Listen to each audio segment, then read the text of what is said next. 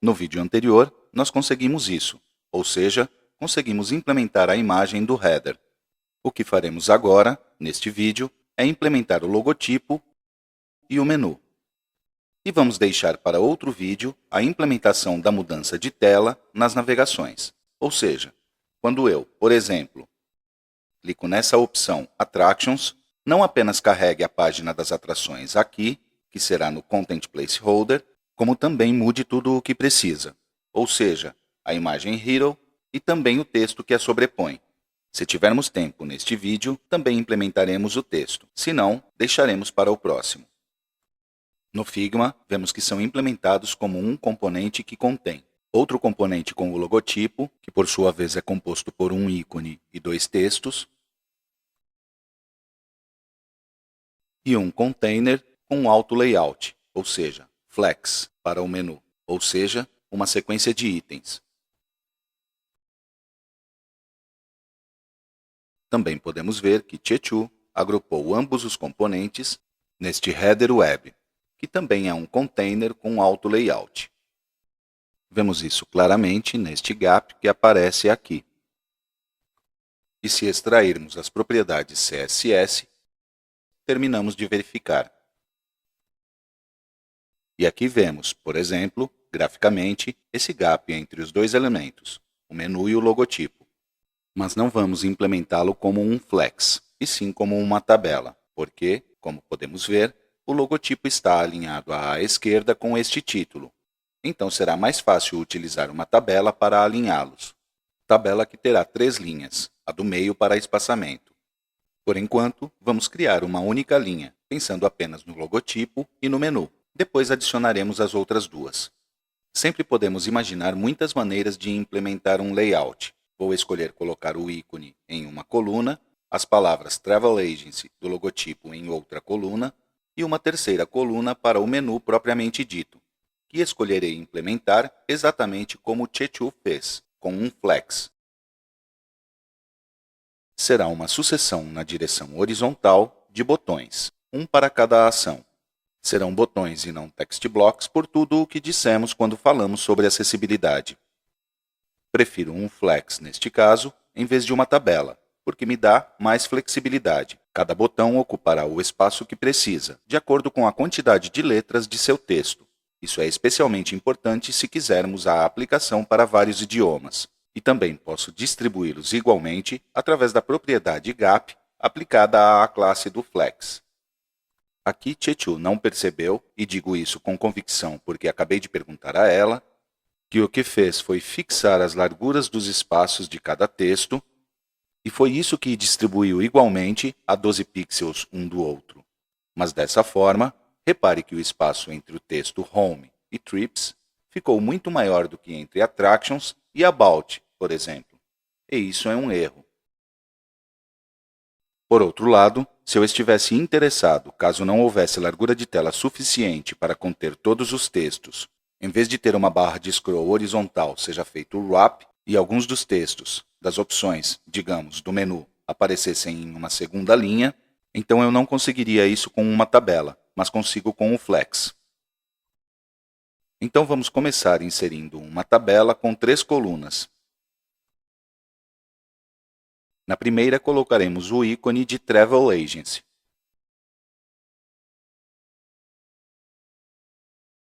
Na segunda, colocaremos um text block de caption, por enquanto, Travel Agency. E na terceira, colocaremos um container flex. Nesse flex, já inserimos os 6 botões, um para cada ação.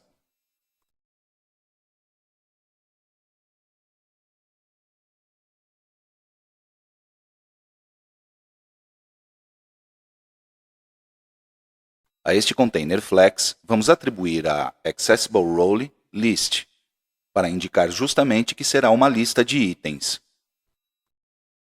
Já podemos aproveitar e dar alinhamento horizontal pela direita.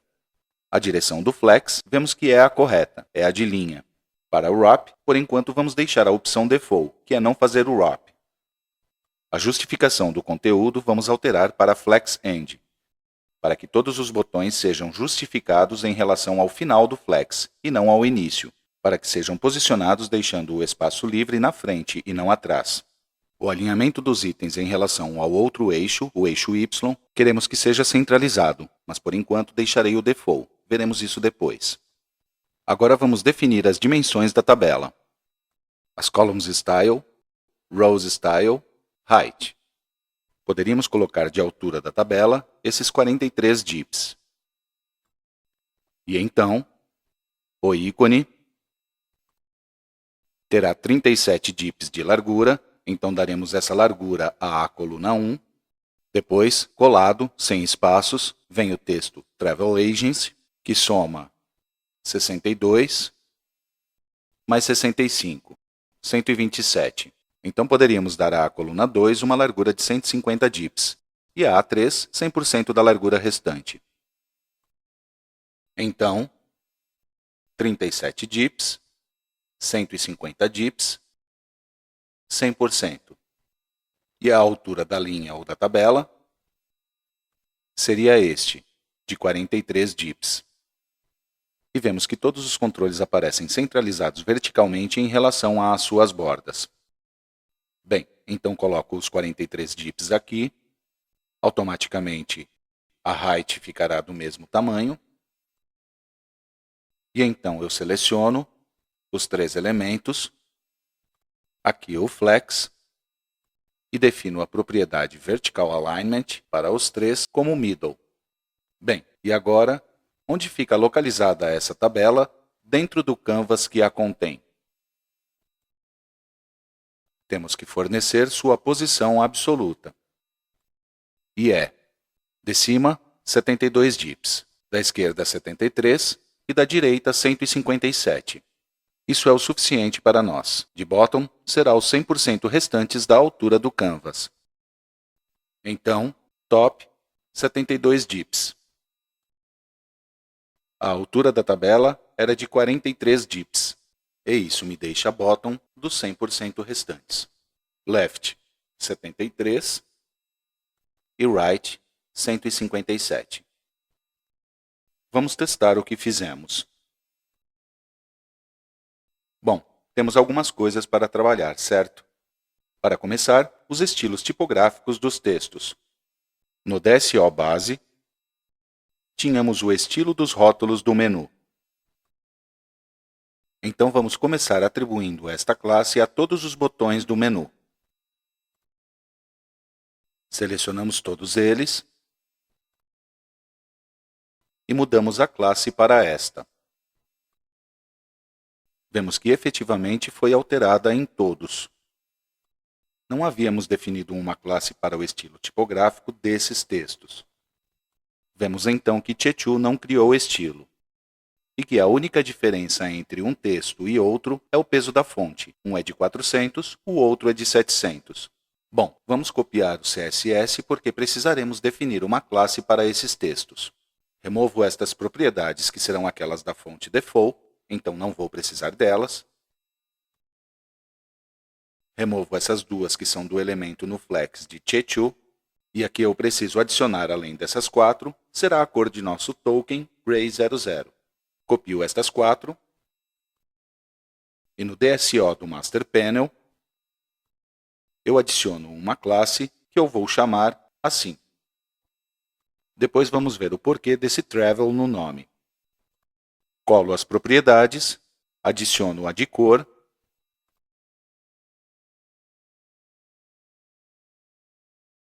e associo a classe ao text block.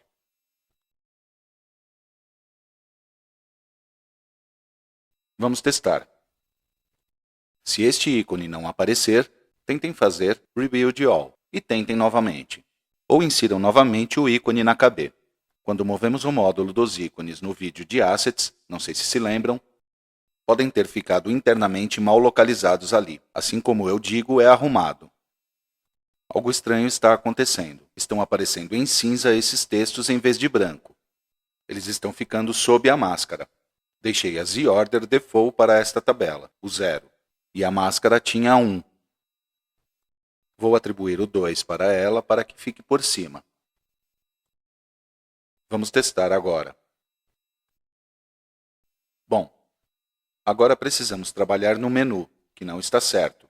Mas também precisamos mudar para este texto o peso da fonte, para que apareça de 700 e não de 400. Vamos começar por aí, para que possamos depois nos concentrar no restante e, com mais calma, ao menu propriamente dito. Como estamos na aplicação web, podemos alterar o formato do texto para HTML. Isso é para que o caption possa ser interpretado como HTML. Isso nos permitirá atribuir outra classe ao texto Agency através da tag span de HTML. Temos esta classe do text block, header, logo, title, travel, e o que faremos será atribuir para a Agency a classe que criaremos. Header, logo, title, Agency. Para que possamos, dessa maneira, para a palavra Agency, alterar o peso da fonte. É tudo o que queremos fazer. Todo o restante queremos que tome as propriedades de header, logo, title, travel. Então, copiamos este texto, viemos ao DSO e vamos especificar essa classe, para a qual a única coisa que faremos é alterar o peso da fonte, de 400 para 700. E aqui podemos ver isso. O que acabamos de ver não significa que Angular permite colocar qualquer HTML nos text blocks e nos campos editáveis com formato HTML. Na verdade, removerá qualquer definição de um atributo style colocada ali. Mas o que permite é o que fizemos, usar classes do DSO dentro desse HTML. O oposto do que acontece com Android ou Apple. Eles não permitem o uso de classes do DSO dentro do HTML e não removem o atributo style. Então, inicialmente, para que a solução funcionasse para ambos os casos, ou seja, para Angular e também para Android e Apple, o que nos faria falta seria adicionar um atributo style, onde colocamos ali as propriedades da classe que, no nosso caso, a temos no DSO. Então, dessa forma, se executar Angular, vai remover tudo o que tem a ver com o atributo style. Vai remover, não vai levar isso em conta, mas ele vai levar em conta a classe.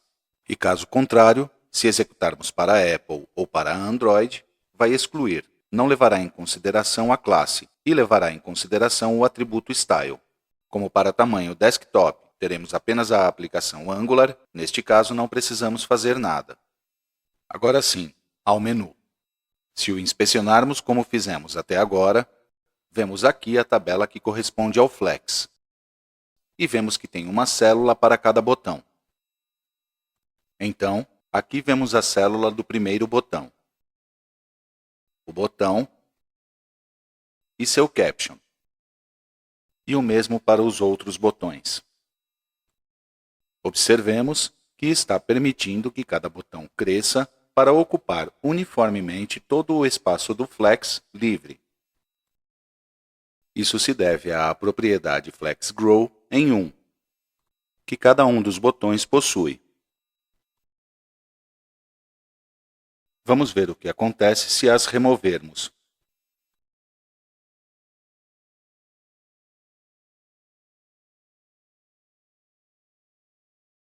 Em GNexus, vemos que, embora o conteúdo esteja justificado de acordo com o final do Flex, cada botão terá por default a propriedade FlexGrow em 1. Vamos ver a descrição da propriedade. Diz que determina o quanto este filho vai crescer se houver espaço livre para distribuir entre os outros itens da linha. Se o item tiver um valor positivo para esta propriedade, entre todos aqueles com valor positivo, será distribuído proporcionalmente o espaço livre. Todos eles têm, por padrão, o mesmo valor, 1. Então, vamos selecionar todos os botões e alterar seu valor para 0, para que ocupem exatamente seu espaço e nada mais. Vamos executar. Se agora inspecionarmos, vemos todos os botões encostados no final do Flex e sem espaços entre eles.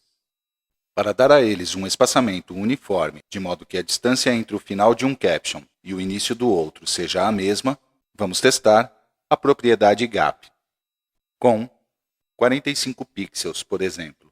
Bem, parece bom. Ali vemos claramente como estão justificados em relação ao final do flex, e é por isso que fica todo esse espaço livre na frente, e como entre eles está funcionando esse gap de 45. Esta é uma propriedade no nível do flex, e não a temos como propriedade estática do controle. Então teremos que especificá-la em uma classe, que chamarei de MenuTable. E ali coloco a propriedade gap.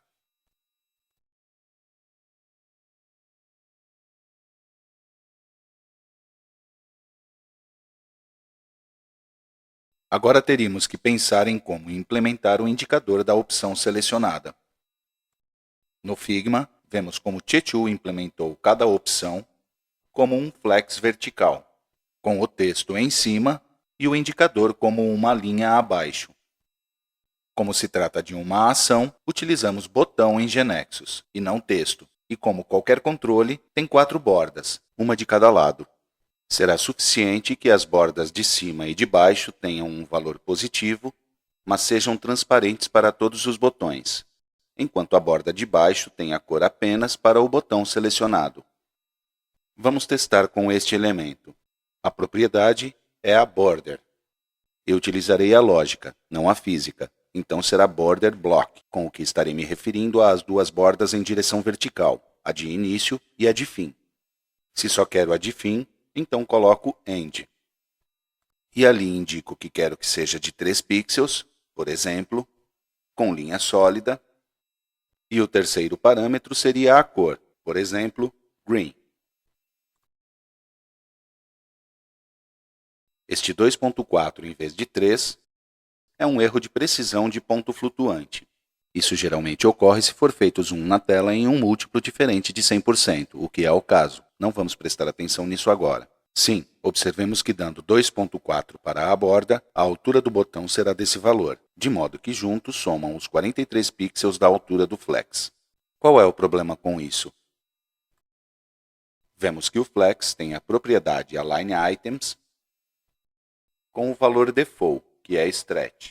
Isso faz com que cada item se estique para ocupar verticalmente toda a altura de sua célula, que ocupará por sua vez toda a altura do flex, neste caso, 43 pixels. Mas cada caixa do botão inclui não apenas o conteúdo do botão, mas também padding, border e margin. Então, se deixarmos borda inferior de 3 pixels, o que veremos é que o texto do botão não ficará centralizado pela linha média e, portanto, não ficará centralizado em relação ao logotipo de Travel Agency. Neste desenho um tanto mal feito, estou representando com o botão da direita esta situação em que estou deixando uma borda inferior maior que a de cima, que no nosso caso é 0, a de baixo de 3 pixels, a de cima de 0, e ao fazer isso, não ficará centralizado o conteúdo do botão. Esse é o problema. Alterar o alinhamento dos itens do flex para center não resolve o problema.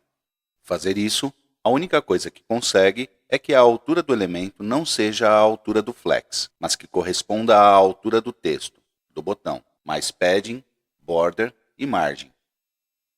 Então será de 32 pixels, em vez de 43. Mas no que diz respeito ao alinhamento pela linha média, estamos na mesma situação. Uma solução será dar a mesma espessura a ambas as bordas, como no exemplo da esquerda. Ali, o texto ficará centralizado verticalmente, e a de cima associar como cor transparente. Para testar aqui, vamos nos posicionar sobre o elemento que corresponde ao botão Home.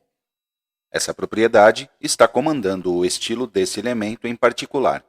Neste outro seletor, temos tudo o que se aplica a todos os botões das células do flex. Então, vamos tentar colocar lá border block, ou seja, valerá para cima e para baixo, de 3 pixels, solid e cor transparente.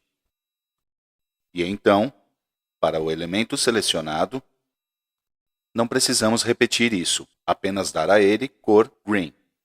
Então escolhemos esta propriedade, e o valor green. Com isso, teremos então aplicada essa propriedade para todos os botões. e, em especial, para cada um deles, será alterada a cor da borda inferior, de transparente, para este verde, para cada um que corresponde, no momento em que corresponde. Na verdade, se formos ao Figma, a cor será a primary. E está certo isso dos 3 pixels. A este radius não daremos atenção nesta ocasião. Então, à classe que todos os botões têm, que controla o estilo tipográfico dos rótulos, vamos adicionar outra classe, que chamarei de MenuButton, à qual atribuirei a borda transparente de baixo e de cima. E então criarei outra classe para alterar a cor para a primary da borda de baixo. Por enquanto, vou atribuí-la ao botão Home para que vejamos o estilo. Quando estudarmos as navegações, veremos como alterá-la dinamicamente de acordo com quem está sendo carregado no Content Placeholder. Pode parecer-nos que há muita distância entre o texto e a linha da borda. É que, lembremos, o botão está ocupando toda a altura da célula e está ocupando toda a altura do flex, porque deixamos o valor default para a propriedade AlignItems, que era a stretch. Se mudarmos para Center, conseguimos que a altura seja o mínimo necessário para conter seu conteúdo, mais padding, borda e margem, e também que seja centralizado pela linha média. Conseguimos isso com a propriedade estática no nível do flex. Há um bug no editor abstrato que impede que sejam vistos os botões, mas estão lá. É apenas um problema visual. No editor de GeneXus Web já foi corrigido. Na verdade, se executarmos, veremos tudo exatamente como esperamos. Uma última coisa sobre o menu. Vejam o que acontece se diminuirmos a largura da tela. Os botões começam a reduzir para caber no espaço que eles têm, deixando o gap que indicamos, claro. Uma das características que o Container Flex oferece, diferentemente da tabela, é que ele permite o wrap, de modo que os itens que não cabem mais na linha sejam colocados em outra. Não será do nosso interesse para o nosso caso, mas eu queria mostrar isso. E vejam onde fica a propriedade. Lembremos que Chechu criou outros designs para tamanho de tela de tablet, onde o menu será o clássico hambúrguer, e para tamanho phone também. Voltaremos a esses breakpoints quando analisarmos a multi-experiência no próximo módulo.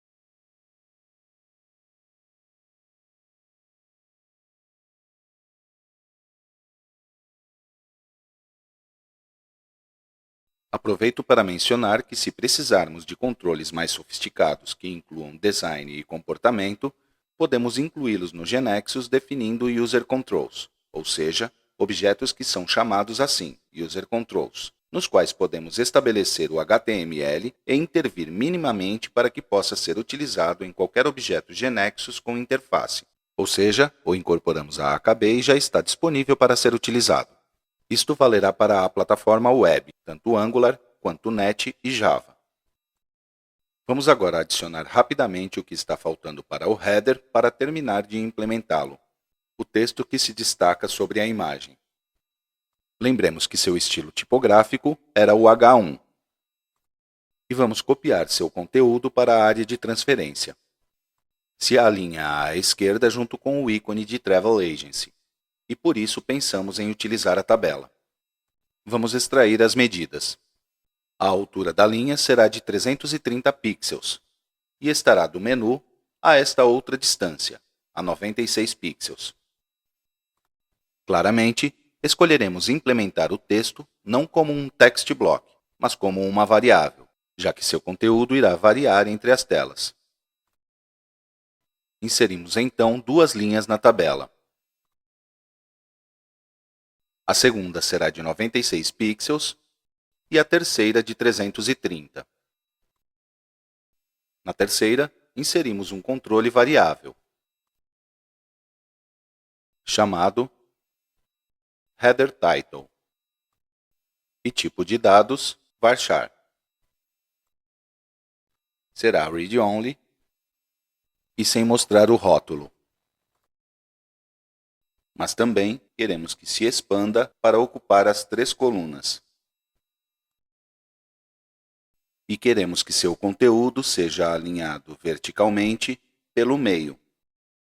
Por outro lado, sua classe será aquela que chamamos de H1 quando introduzimos no módulo de preparação todas as classes para a tipografia.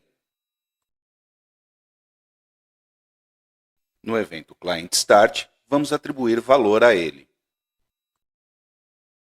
Por enquanto, vamos deixar assim, estático. Vamos testar.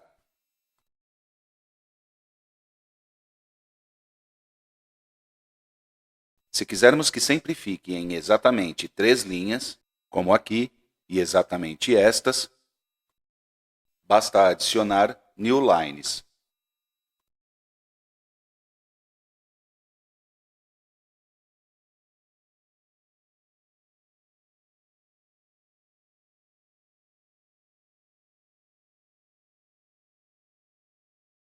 Bem, agora estamos prontos para implementar as navegações, conseguindo mudar o header de acordo com quem está sendo carregado no Content Placeholder em cada oportunidade.